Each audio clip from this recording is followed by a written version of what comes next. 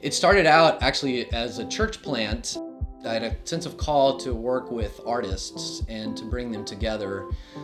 The community piece is interesting because a lot of the work I've done is kind of one-on-one or in small groups. And then putting it out online as a podcast, the audience has grown like crazy. We're up to like 1,200 listeners a day to the podcast. I've never preached for an audience that big in all the years I've been in church.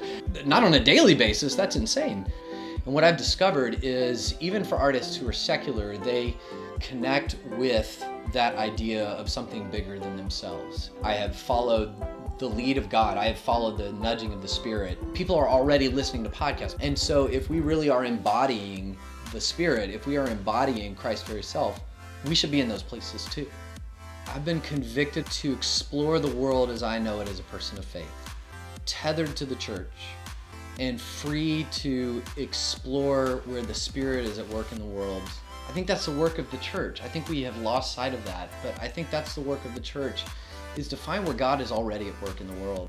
There's a young woman in North Carolina who came to one of our live events in Atlanta, and she said, "I want to tell you that your podcast is a lifeline for me." That was a conviction straight from God. I cling to that conversation all the time because it just reminds me why we're doing what we do.